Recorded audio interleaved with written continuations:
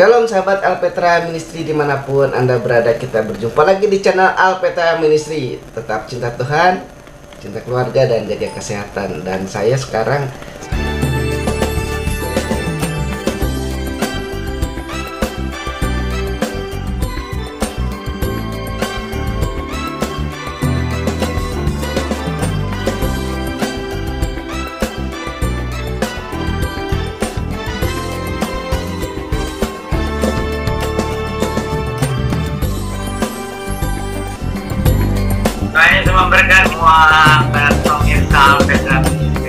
Tuhan Yesus berkati sahabat Alpetra dimanapun kita berada. Shalom. sebetulnya agak kurang sehat nih ya, tapi bukan berarti nggak jaga kesehatan. Cuma memang fisik tidak bisa dibohongi ya. Kalau udah capek ya Om ya. Kalau fisiknya ini nggak bisa dibohongi gitu, badannya ya memang udah harus saatnya istirahat. Tuhan izinkan saya untuk istirahat beberapa hari karena kondisi tubuh yang kurang fit. Baik, gimana Om kabarnya Om? Om sehat kan? Puji Tuhan, sehat. Iya Om, kalau Om ini selalu sehat dan selalu ceria sukacita dalam Tuhan. Ya tidak selalu sehat, cuma puji Tuhan sekarang sehat. Iya Om. Oke, sahabat Alpetra, hari ini kita mau bahas sesuatu yang juga tidak kalah menarik dari topik-topik sebelumnya. Terima kasih ya sudah nonton hampir 1000-an, ada yang sampai 2000 bahkan ya tayangan dari apa yang disampaikan oleh Om Yan. Semoga Om, apa yang Om sampaikan hari ini juga bisa banyak ribuan penonton lagi, bahkan ratusan ribu, kalau bisa jutaan penonton yang terberkati oleh Om. Puji Tuhan. Ya Om, ini kita mau ngebahas tentang sesuatu yang penting yang kita dasari dari Filipi, surat Paulus kepada jemaat Filipi, pasal yang pertama ayat 15 sampai 21. Mungkin Om bisa sharing dulu Om sedikit dari ayat-ayat yang dari ayat 15 sampai 21 ini. Silakan Om. Filipi 1 ayat 15 sampai dengan 21. Ada orang yang memberitakan Kristus karena dengki dan perselisihan, tapi ada pula yang memberitakannya dengan maksud baik. Nah, ini tentang motivasi orang melayani Tuhan atau memberitakan Injil. Itu ternyata tidak semuanya murni. Nah, ini mungkin ada banyak yang menanyakan kok bisa begitu. Tetapi yang namanya manusia ya begitulah. Ya, dulu saja waktu zaman Tuhan Yesus, itu dari 12 murid yang dipilih Tuhan itu ternyata ada satu itu menyelinap, itu Yudas. Padahal Tuhan Yesus tahu, ya Tuhan Yesus tahu. Tapi itu dikasih kesempatan yang sama. Ya, ternyata ada Yudas si pengkhianat gitu. Dan demikian juga kalau kita lihat perumpamaan tentang gereja di akhir zaman, itu ada domba-domba dan ada kambing-kambing gitu. Cuma kita tidak bisa menuduhi kamu domba, kamu kambing gitu ya, dari buah-buahnya baru kita tahu maksudnya apa domba-domba dan kambing-kambing itu.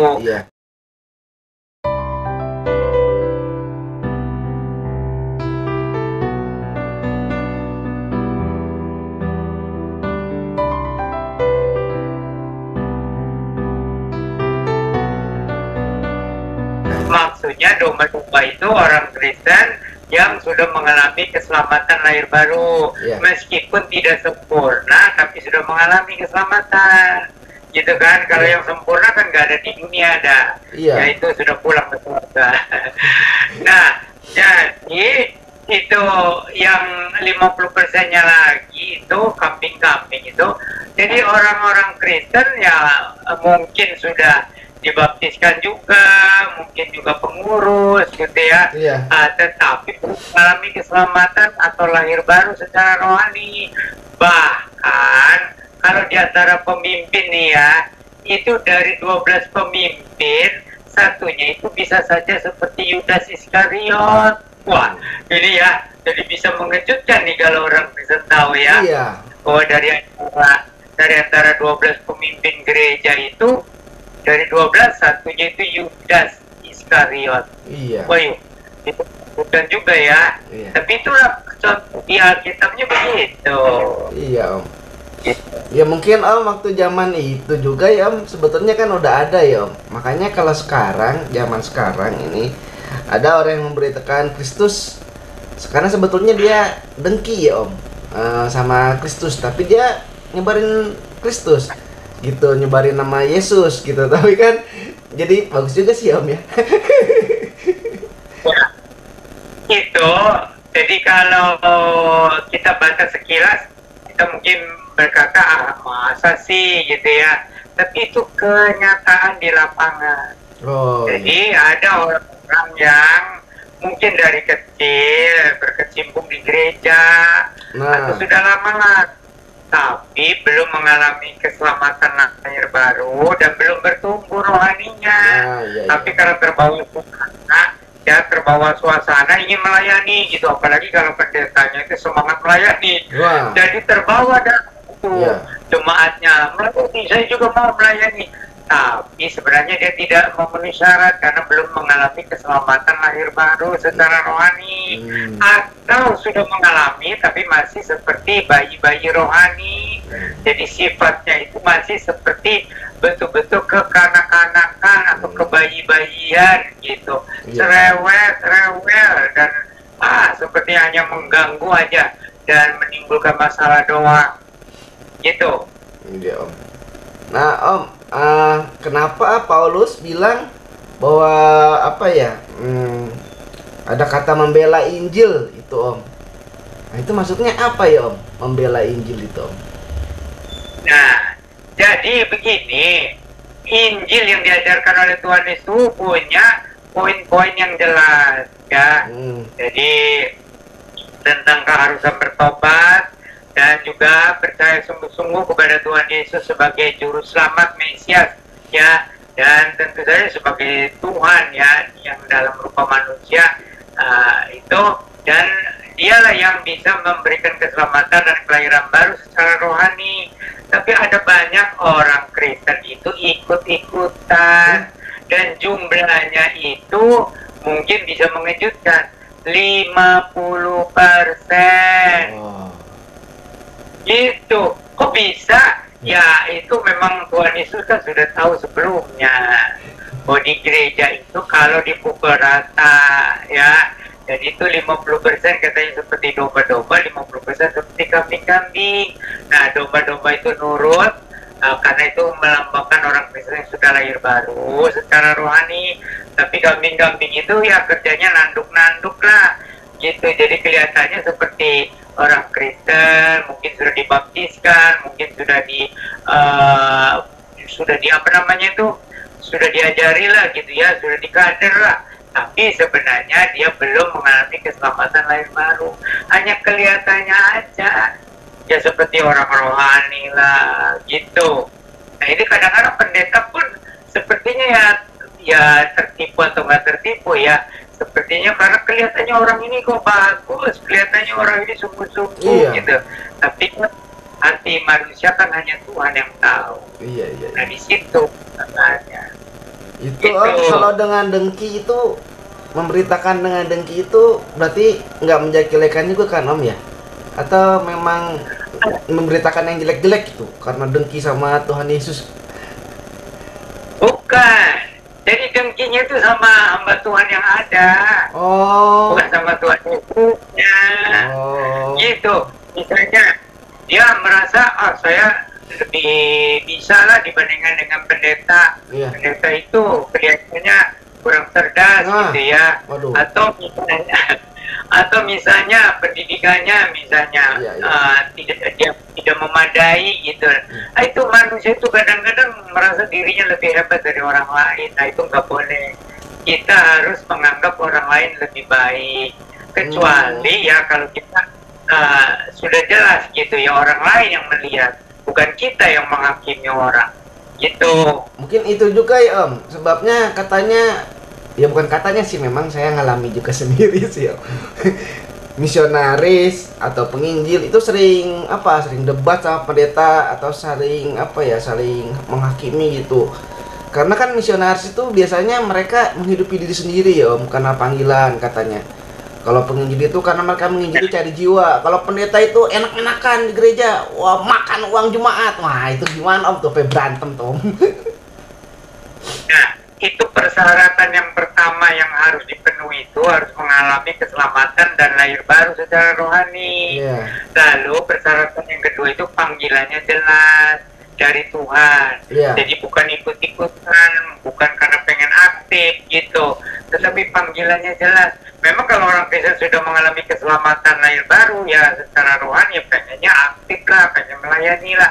Tapi kan kebanyakan atau banyak yang ikut-ikutan, itu jumlahnya 50%. Nah, iya itu Om, di dalam juga itu banyak kambing-kambing nakal ya Om. Itu jemaat. Kalau dari antara hamba Tuhan lebih lagi. Dari Waduh. 12 penginjil atau 12 pendeta itu, satunya adalah Yudas Iskariot, tapi Nah. modern gitu. Iya Om, terus juga banyak hal yang sering menyakiti ya Om, dari dalam sendiri gitu, yang saya alami gitu. Nah, kembali ke misionaris sama penginjilan ini Om, nah, waktu penginjilan juga kan memang kalau saya sendiri ya, saya punya pemahaman selama saya dikasih misi Tuhan menginjili, saya nggak pernah mengharapkan kok ada gereja yang dukung atau ada, karena itu amanat agung, semua orang harus melakukan gitu ya Om ya. Penginjil yang marah Om, misionaris marah itu, gua udah cari duit sendiri katanya. Ya, itu kita juga ada introspeksi juga ya. Jadi kita itu kan namanya tidak resmi, ya nggak memberitakan Injil atau memuridkan dan sebagainya. Nah itu jangan sampai seperti kita menyaingi yang resmi-resmi itu. Itu namanya manusia itu.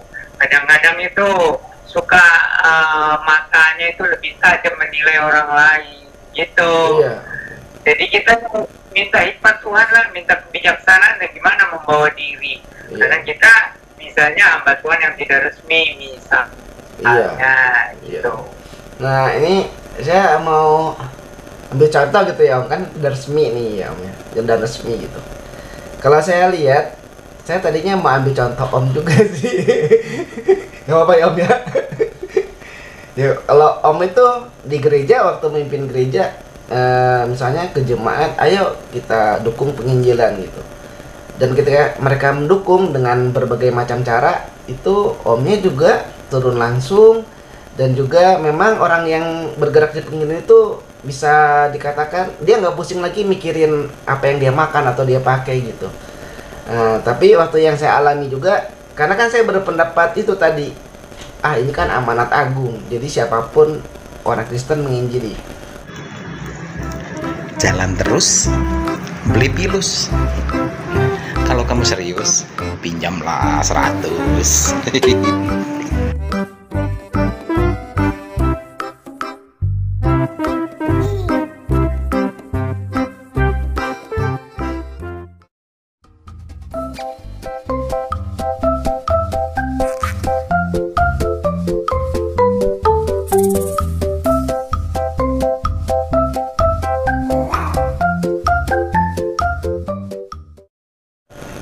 Yang selanjutnya itu Om, di ayat yang ke-18 itu ya Om. Nah ini gimana nih Om? Jadi dengan cara apapun kita tidak merasa tersaingi gitu. Jadi kita dukung aja kalau orang itu memberitakan Injil ya, atau melayani, kita dukung, kita arahkan lah, karena kita merasakan sudah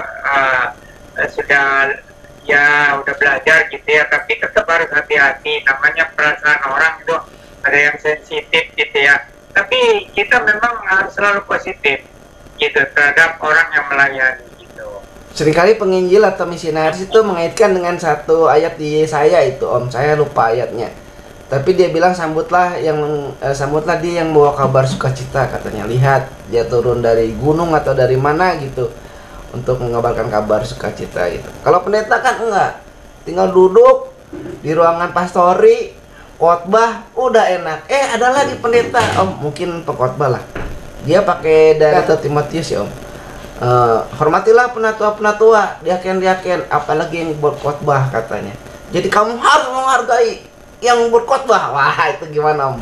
Jadi kita tetap ya, ada hamba Tuhan atau pengurus gereja, tetap kita hargai itu, meskipun mereka banyak kekurangan, tetap kita harus menghargai. Jadi kan kita ini melayani karena panggilan Tuhan, karena gerakan Roh Kudus, tetapi kita juga harus melayani dengan hikmat Tuhan, dengan kebijaksanaan. Karena itu tadi ada orang-orang yang resmi di situ di gereja, gitu. Jadi jangan sampai berbenturan lah, gitu. Ya, om. Karena lupa ya om, mungkin bahwa kita itu sebetulnya tubuh Kristus ya om. Ada yang jadi tangan, ada yang jadi kaki. Ya mungkin mereka lupa om, ingatnya uang. Nah, jadi kayak gitu. Ya, jadi betul, itu harus dari dua pihak ya, baik yang resmi di gereja maupun yang di luar, harus saling menghargai lah. Ya, apalagi yang di luar mengabarkan Injil sungguh-sungguh padahal tidak menerima gaji, tidak menerima sumbangan, itu harusnya dihargai juga, lebih lagi malah oleh hamba-hamba Tuhan yang dapat gaji gitu ya. Kalau bisa mah bagilah sedikit. Tapi kan kita kan tidak mengharapkan ya. Tapi setidaknya sikapnya lah. Mari kita saling mendukung, apakah sebagai hamba Tuhan resmi di gereja atau sebagai hamba Tuhan tidak resmi di luar. Kita harus saling mendukung. Jadi tubuh Kristus itu bukan hanya yang resmi di gereja. Kita semua kalau sudah diselamatkan dan kita sudah merasa terpanggil melayani Tuhan, kan ya kita ini sama lah, satu tubuh. Cuman ada yang resmi, ada yang tidak resmi, begitu. Keorganisasiannya.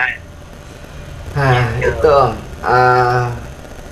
Kan ya itu mungkin ya om, apa ya, ada lembaga-lembaga misi gitu ya om, sehingga bisa mendukung mungkin ya om, mendukung atau memfasilitasi pekerjaan misi atau penginjilan gitu, jadi resmi gitu.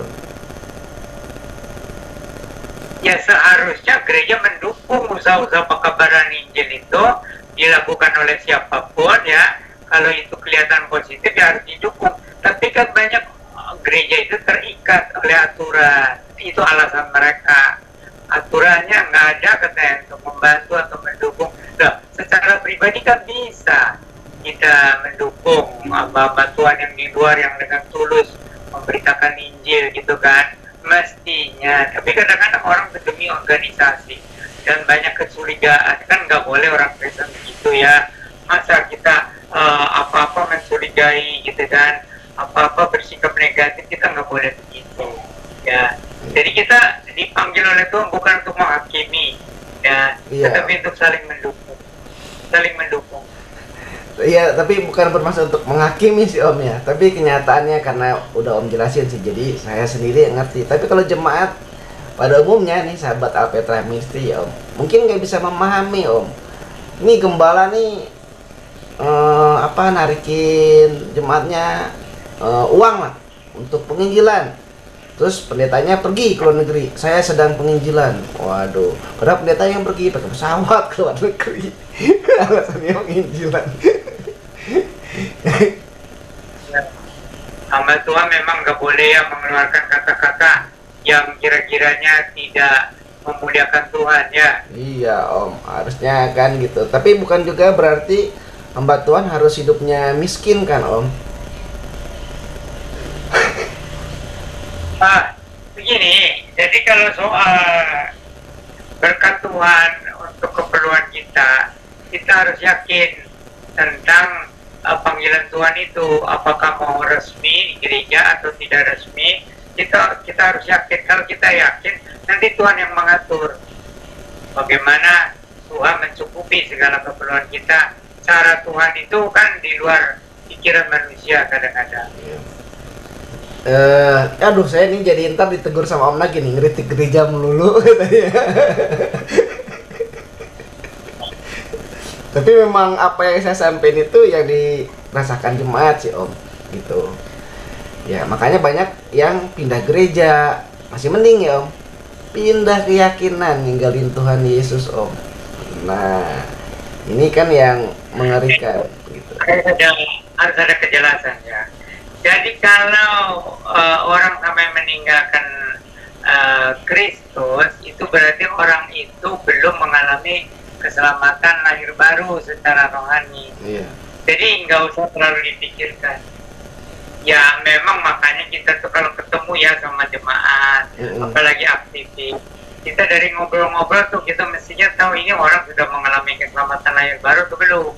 Kalau belum, kita coba dengan hikmat Tuhan membimbing jalan keselamatan gitu. Jadi ada jemaat yang aktif melayani gitu ya, tapi belum mengalami keselamatan lahir baru gitu. Jangankan jemaat biasa, hamba Tuhan aja ada lumayan lah yang begitu ya, melayani, punya gelar STH, tapi belum mengalami keselamatan lahir baru. Tapi kita tidak menghakimi mereka. Kalau bisa kita membimbing mereka dengan kerendahan hati, dengan hikmat Tuhan gitu. Iya Om. Oke Om. Oke deh Om, itu kita blok dulu deh Om, karena nanti ya kalau ada kesinggung, kata ayat di firman Tuhan ini kan berarti roh Tuhan bekerja ya Om, kalau ada kesinggung. Oke Om, ngomongin roh Tuhan nih Om bisa jelasin dari ayat 19 sampai 20 Om di Filipi 1 ini. Karena aku tahu bahwa kesudahan semuanya ini ialah keselamatanku oleh doamu dan pertolongan Roh Yesus Kristus. Sebab yang sangat kurindukan dan kuharapkan ialah bahwa aku dalam segala hal tidak akan beroleh malu, melainkan seperti sedia kala, demikian pun sekarang Kristus dengan nyata dimuliakan dalam tubuhku, baik oleh hidupku maupun oleh matiku. Nah ini gimana Om? Ya kalau ayat yang ke-18 itu ya, jadi itu kalau orang mengabarkan Injil, kita senang aja, kita ikut saling mendukung gitu. Kita tidak menghakimi motivasinya gimana gitu. Ya, jadi bersikap positif lah terhadap aktivis gereja yang resmi atau gimana gitu ya. Nah, kemudian ayat yang ke-20 itu, jadi itu kita punya keyakinan sendiri bahwa kita itu dijamin oleh Tuhan gitu. Jadi jangan terlalu memikirkan tentang kedudukan atau tentang bagaimana nasib kita. Itu kita harus betul-betul dipimpin oleh Roh Kudus itu. Jadi ada waktunya kita aktif mengabarkan Injil, ada waktunya kita agak tenang untuk bisa mencari nafkah misalnya, karena kita bukan penginjil resmi. Kalau penginjil resmi mah ya harus sepenuhnya lah, jangan mikirin duit lagi gitu. Tapi kalau kita bukan penginjil resmi kan kita harus jangan sampai minta-minta sama orang kan. Jadi harus ada waktunya kita bekerja cari nafkah. Iya Om. Kalau gitu Om, kalau penginjil itu sama misionaris rata-rata mereka membuat tenda sendiri ya Om, menghidupi dirinya sendiri, keluarga, dan juga untuk penginjilannya gitu. Kan beda sama gembala jemaat atau pendeta gitu. Biasanya kan mereka oleh gereja, kata Om tadi, didukung. Nah, kalau ini kan segala hal tidak akan beroleh malu. Terus kata Om nanti dicukupi juga gitu. Kan itu konteksnya dalam gereja Om. Kalau yang di luar gereja gimana Om? Ya, jadi itu setiap orang ya yang sudah mengalami keselamatan dan dipimpin hidupnya oleh Roh Kudus, kita harus yakin langkah apa yang kita pilih, tindakan apa yang kita lakukan, kita harus yakin bahwa itu kehendak Tuhan gitu. Jadi jangan kita dipusingkan dengan nanti satu pihak mikirin perut, satu pihak lagi mikirin pelayanan gitu. Jadi kita harus bertindak sesuai dengan pimpinan Tuhan gitu. Jadi kalau kita bukan hamba Tuhan yang resmi ya ada waktunya kita harus diam untuk bagaimana menghidupi diri sendiri atau keluarga kita gitu.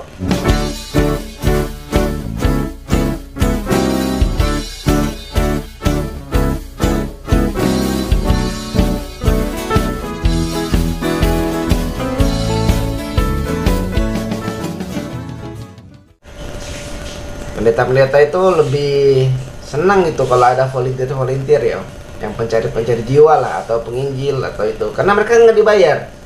Penginjil, misionaris yang mengabarkan sukacita Injil dan keselamatan bagi setiap orang yang percaya kepada Tuhan Yesus yang sudah mati bagi kita orang berdosa.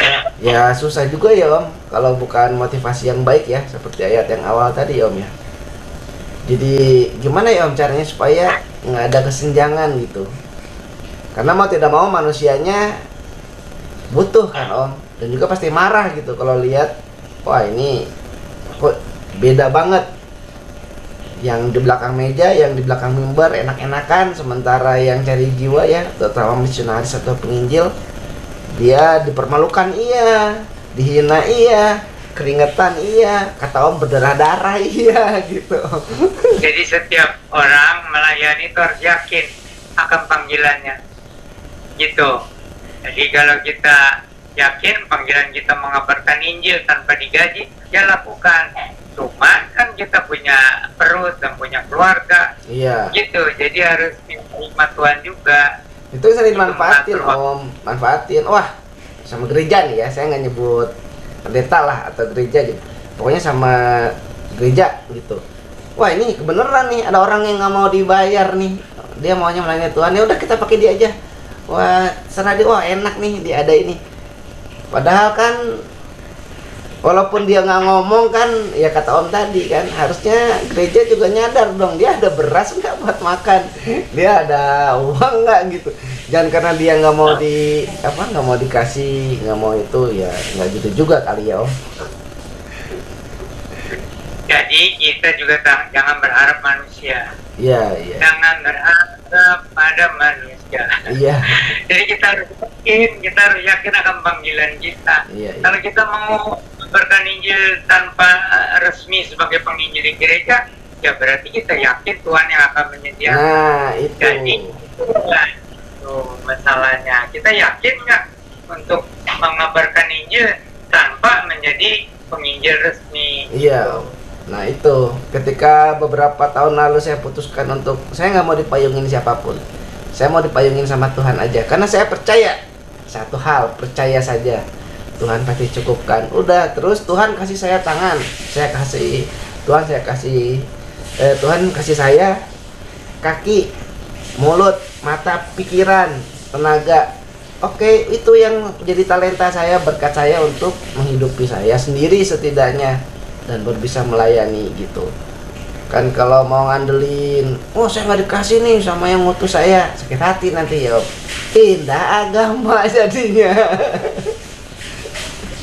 Tapi kalau memang diutus, ya yang utus itu wajib loh mencukupi atau setidaknya menyediakan fasilitas gitu, atau penghargaan atau uang dan sebagainya kalau memang diutus. Iya Om. Kalau enggak, kalau kita merasa diutusnya oleh Tuhan, ya biar Tuhan yang bertanggung jawab.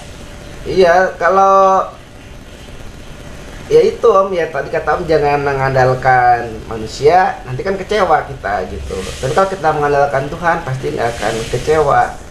Cuma masalahnya kan walaupun ada yang ngutus Om, yang ngutus tuh sering kali bohong juga. Terus terang aja ya Om, ada juga nih cerita satu orang hamba Tuhan sekarang jadi artis terkenal. Dia dulu dibawa ke Jakarta untuk sekolah pendeta, tapi ditelantarin, kabur orang yang mau nyekolahin pendeta dia. Terus ada lagi satu keluarga penginjil dikirim ke satu daerah, dijanjiin ini itu, dia tempat tinggal aja nggak ada Om gitu, terjun payung bener-bener. Nah gimana itu Om, sampai disuruh telantarin gitu. Itu dua pihak. Ya, itu dua pihak. Tapi saya bicara tentang yang penginjil yang diutus itu. Dia itu jangan terlalu bersandar manusia di dalam hal. Dia harus yakin bahwa Tuhan yang mengutus. Iya. Itu. Iya. Jadi kalau yakin ini Tuhan yang mengutus, nanti Tuhan yang buka jalan segala keperluannya. Jadi tidak selalu bersandar kepada manusia atau organisasi, kecuali kalau dia resmi sebagai penginjil gereja atau apa, ya wajar aja dia berharap ya. Tapi tetap kan namanya hamba Tuhan itu yang pertama itu bersandarnya kepada Tuhan. Iya Om. Iya. Oke Om. Saya terlalu banyak kritik ya Om. Ya, tapi kalau terus mengikuti nggak habis-habis. Ya enggak sih Om, itu karena dari yang terjadi aja di belakangan ini. Oke Om, supaya nggak melebar. Nah Om, ada satu satu ayat yang sangat menjadi kekuatan nih, terutama bagi para misionaris dan penggabar Injil. Ayat yang terkenal dari Filipi 1 ayat 21. Nah, cuman Om tolong di. Karena hidup itu Kristus, mati itu untung, gitu. Iya Om. Nah banyak jemaat sahabat Alpetra juga mungkin banyak yang kurang maknanya kurang pas gitu. Mungkin Om bisa jelasin ayat ini Om. Jadi itu penekanannya bagian pertama dulu, baru yang kedua bisa ikut. Jadi yang pertama itu kan hidup itu Kristus. Bener nggak Kristus hidup di dalamku? Gitu. Jadi apakah itu di dalam kehidupan sehari-hari, hidup taat, hidup sesuai dengan firman Tuhan, atau juga sekalian hidupnya itu menjadi berkat, hidupnya memberitakan Injil, hidupnya betul-betul mencari jiwa untuk Tuhan, yang menyelamatkan jiwa dengan Injil. Baru kalimat yang berikutnya otomatis pasti itu satu keuntungan. Nah itu berarti ya Tuhan yang bertanggung jawab kan, gitu. Jadi jangan kita menuntut Tuhan dulu, kitanya belum melakukan tanggung jawab. Iya. Hidup bagi Kristus itu susah atau gampang Om?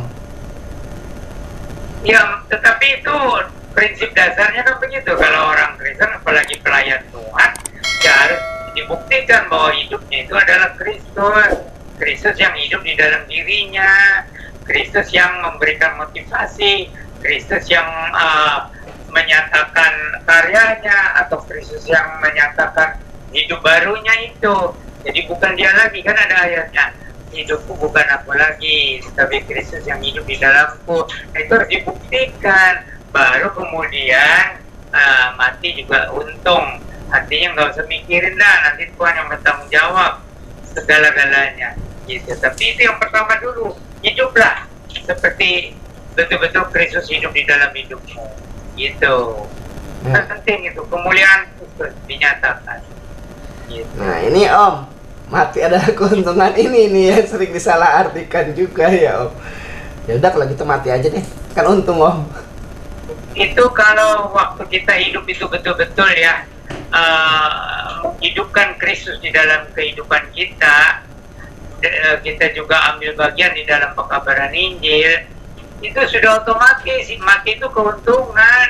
Jangan itu sudah selesai, sudah kamu sudah cukup melayani aku di dunia ini, sudah berjeripaya untuk namaku, kata Tuhan Yesus.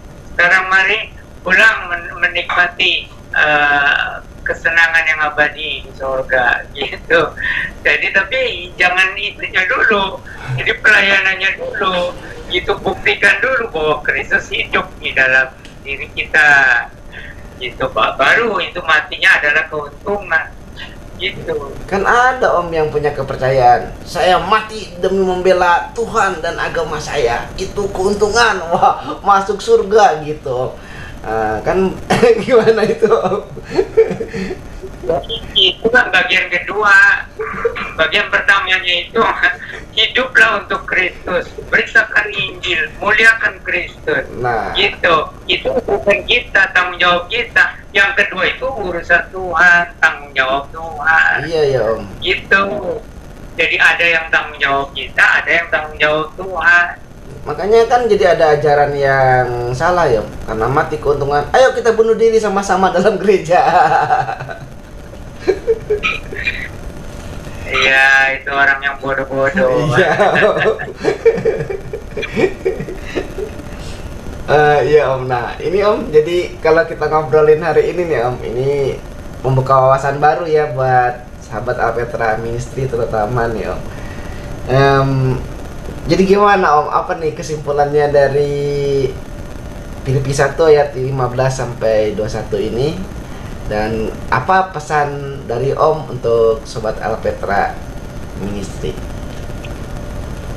Jadi kalau kita sudah mengalami karya Kristus yang membarui hidup kita, lalu menanamkan beban ya di dalam hati kita untuk memberitakan Injil, untuk menyelamatkan jiwa dengan Injil, lakukan dengan setia, dengan sungguh-sungguh, dengan segala ketulusan.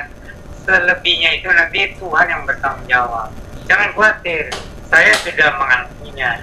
Jadi saya lakukan tugas saya, Tuhan melakukan tugasnya. Gitu. Nah itu kita harus percaya gitu.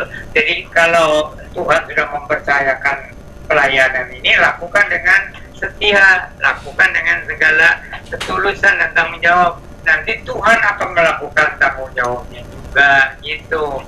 Jadi jangan dibalik-balik gitu. Kita menuntut Tuhan, padahal kitanya belum melakukan kewajiban gitu. Kita imani saja, kita taati dan imani. Itu penting.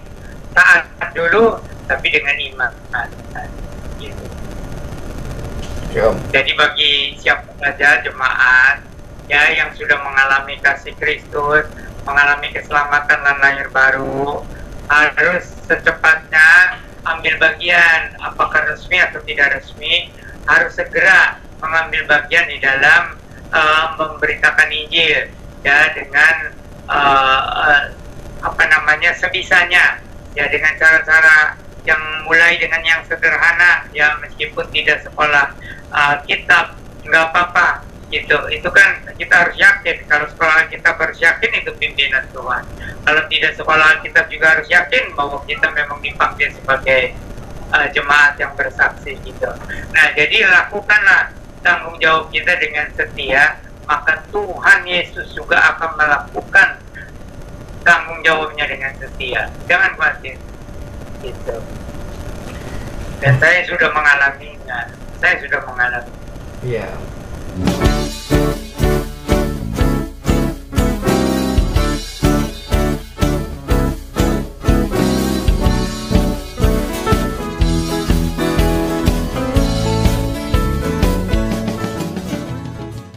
Nah Om, kalau boleh nih Om, mungkin Om bisa cerita sedikit pengalaman Om waktu menjadi gembala jemaat Om sekian puluh tahun. Ya, jadi itu menjadi pendeta itu kan saya juga yakin itu panggilan Tuhan. Lalu saya lakukan tugas saya menggembalakan jemaat. Tetapi karena Tuhan menanamkan di dalam hati saya itu beban untuk menyelamatkan jiwa, jadi saya tetap sambil menggembalakan jemaat, saya juga melihat jiwa-jiwa yang belum diselamatkan, apakah itu keluarga ya dari majelis atau keluarga dari jemaat atau aktivis. Nah, saya perhatikan, tapi juga yang di luar gitu. Nah itu karena apa? Karena satu jiwa diselamatkan dengan Injil, itu nilai satu jiwa itu lebih berharga dari seluruh dunia. Jadi di dalam hati saya itu pertama, lakukan kewajiban dengan sebaik-baiknya, dengan setia. Tapi yang kedua, itu hati untuk menyelamatkan jiwa itu tidak pernah padam. Jadi kalau ada kesempatan, saya memberitakan Injil. Lalu kalau orang yang percaya dibimbing untuk terima Tuhan Yesus, gitu. Jadi tetap saya melakukan tugas saya sebagai gembala. Tetap. Karena gembala itu kalau menggembalakan jemaat sebagai domba-domba dengan setia, nanti domba-domba itu kan beranak gitu. Artinya domba-domba itu juga bisa memberitakan Injil gitu. Nah, tetapi di samping itu juga domba-domba juga ada bulunya, bulu domba, ada susunya gitu. Jadi itu sih nggak usah khawatir, nanti Tuhan yang mencukupi. Jadi kita tujuannya bukan untuk mendapatkan harta duniawi atau gaji yang besar, tidak. Kita harus betul-betul tujuannya murni, mau melayani Tuhan, baik itu memberitakan Injil kepada jiwa yang belum diselamatkan maupun menggembalakan jemaat itu ya, domba-domba yang diserahkan itu ya harus dengan setia. Kan nanti Tuhan juga akan menuntut tanggung jawab kita, baik di dalam penggembalaan maupun di dalam penginjilan gitu. Karena waktu di dalam menggembalakan pun pasti aja ada itu keluarga majelis atau keluarga jemaat yang belum diselamatkan gitu, atau juga ada itu pengunjung gereja ya yang perlu diinjili gitu. Maka jadi hati seorang hamba Tuhan itu pertama, lakukan tugasmu. Kedua, jangan lupa menyelamatkan jiwa dengan Injil, apakah di dalam apakah di luar. Itu karena untuk itulah kita dipanggil ya, menyelamatkan jiwa dengan Injil. Itu karena Tuhan juga datang ke dunia, 99 domba ditinggalkan katanya, tapi ada satu domba yang tersesat, harus pergi cari gitu. Nah itu jiwa gembala itu harus seperti jiwa Yesus gitu. Kita tetap harus setia menggembalakan jemaat, tapi jangan lupa satu jiwa yang di luar pun berharga untuk diselamatkan. Itu kalau kita menuruti teladan Tuhan Yesus. Jadi sekedar upah, bukan karena kita melayani jemaat kan kita digaji. Nanti majelis juga menuntut, kamu bukan digaji untuk menggembalakan jemaat. Iya, lakukan tugasmu dengan setia, tapi jangan lupa itu ada jiwa-jiwa yang berharga yang belum diselamatkan, apakah di dalam, apakah di luar, gitu. Oke Om, terima kasih untuk berbagi kesaksiannya. Ya Om, nih sebelum menutup ya Om, ini ada beberapa salam sih dari subscriber buat Om. Dari @Mariati Silalahi 257. Shalom, sehat selalu Bapak Pendeta Yan Antoni gitu Om. Di konten kita yang lalu ya, itu yang nontonnya 2,6 ribu yang nonton ya Om. Terus salam ada semuanya, terima kasih juga untuk masukan itu, untuk salamnya, balaslah kembali salamnya. Iya. Salam doa gitu. Terus ada salam dari Bang Heri nih, sehat selalu Pak Pendeta Yan Antoni dan keluarga, Tuhan Yesus memberkati katanya. Terus juga ada dari ya banyak sih Om yang kirim salam di video-video Om ya, terutama gitu. Jadi banyak yang kirim salam. Mungkin terima kasih ya, perhatiannya. jemaat atau domba-domba yang Om layani, mereka tidak melupakan gembalanya Om. Wah, terima kasih gitu, thank you. Iya, saya mau bacain banyak tapi ada di HP ini sih, komentar-komentarnya udah saya kumpulin. Tapi ya mohon maaf ya buat sahabat Alpetra yang kirim salam sama Om Yan. Nah ini Om Yan udah bilang ya, kirim salam salam kembali Om ya. Baik sobat Alpetra, rupanya perjumpaan kita harus sampai di sini ya Om, karena waktu juga yang memisahkan, dan Om sudah menjelaskan begitu banyak wawasan yang tentunya menambah iman kita percaya kepada Tuhan Yesus. Jangan mudah goyah, jangan mudah pindah server, tetap percaya sama Tuhan Yesus. Baik sobat Alpetra Ministry, sampai sini dulu. Terima kasih ya Om untuk penjelasannya. Salam kita Tuhan, cinta keluarga, jaga kesehatan. Shalom Maranatha. Maranatha.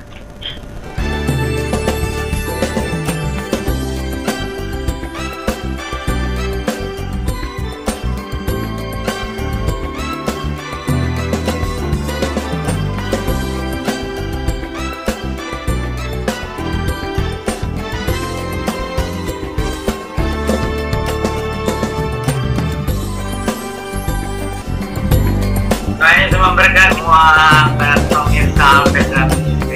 Tuhan Yesus berkati sahabat Alpetra dimanapun kita berada. Shalom. Buah kaktus, buahnya pilus, biar mulus, pinjam 100.